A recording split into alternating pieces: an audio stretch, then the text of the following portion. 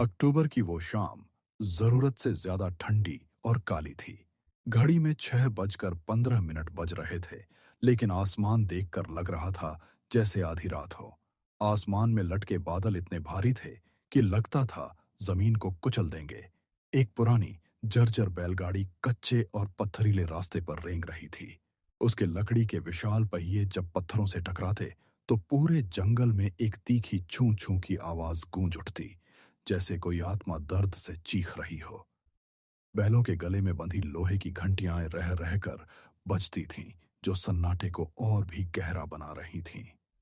बैलगाड़ी के पीछे बैठा था अमन, 30 साल का अमन, जो अपनी लापता बहन पायल को ढूंढने निकला था। गाड़ीवान चुपचाप बैठा था। उसका चेहरा कंबल से ढका था। सिर्फ उसकी कांपती हुई आंखें दिखाई दे रही थीं। पायल एक ट्रैवल ब्लॉगर थी। उसकी आखिरी रिकॉर्डिंग अमन के फोन में सुरक्षित थी, जिसे वह बार बार सुन रहा था। पायल। भैया, यहाँ पानी नहीं है। ये एक आईना है, सफेद पोखर। वो मुझे बुला रही है। मेरा नाम वो मेरे अंदर से गूंज रहा है। अमन ने फोन बंद किया। उसे पता था कि वह खतरे की ओर बढ़ रहा है, लेकिन पायल के बिना लौटना मुमकिन नहीं था। अचानक गाड़ीवान ने बैलों की रस्सी जोर से खींची। बैलगाड़ी एक झटके से रुकी। सन्नाटे में घंटियों की आखिरी आवाज किसी मातम की तरह गूंजी। गाड़ीवान। साहब, उतर जाइए। इसके आगे मेरी रूह भी जाने की हिम्मत नहीं करेगी। लेकिन गांव यहां से 2 मील दूर है।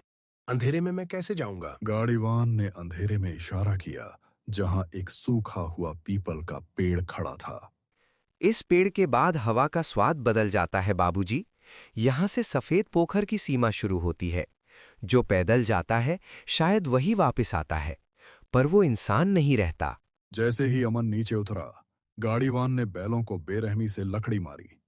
बैलगाड़ी मुड़ी और सरपट भागने लगी। पहियों की वो चूं चूं दूर अंधेरे में धीरे धीरे शांत हो गई। अमन ने अपनी टॉर्च जलाई।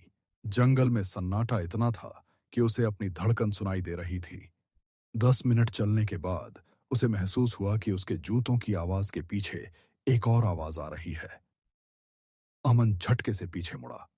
कोई नहीं था। सिर्फ सूखी पत्तियां हवा में उड़ रही थीं, लेकिन उसे ऐसा लगा जैसे कोई अभी अभी पेड़ के पीछे छिपा हो। करीब 1 घंटे बाद उसे सफेद पोखर गांव की पहली झलक दिखी।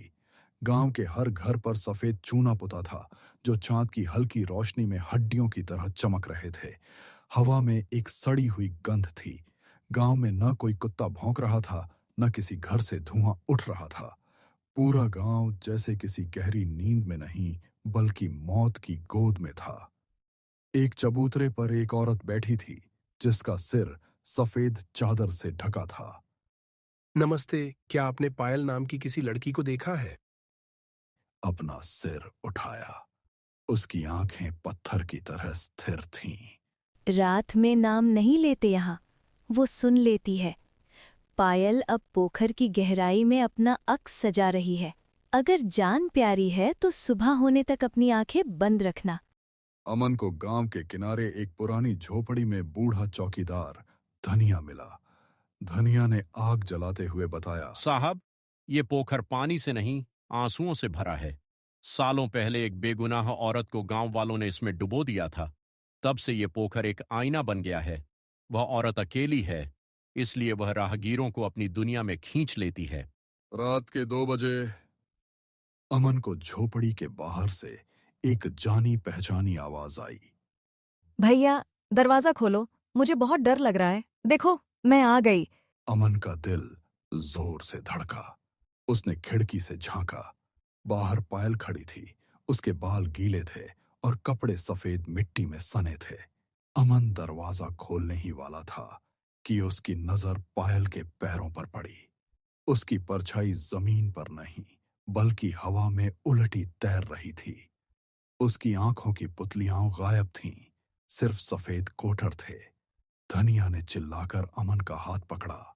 मत खोलना, वो आईने का छलावा है। सुबह होते ही अमन पोखर के किनारे पहुंचा। वहां पानी की जगह एक गाढ़ा सफेद तरल था। अचानक सतह पर पायल का चेहरा उभरा।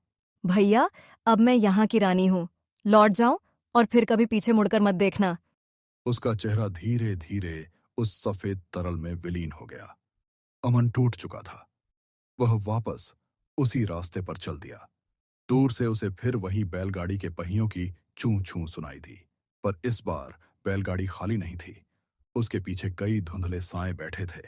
उपसंहार आज भी। अगर आप उस रास्ते पर हों और आपको बैलगाड़ी के पहियों की आवाज सुनाई दे, तो अपनी आंखें बंद कर लेना, क्योंकि वो गाड़ी इंसानों को ले जाने के लिए नहीं, रूहों को इकट्ठा करने के लिए चलती है।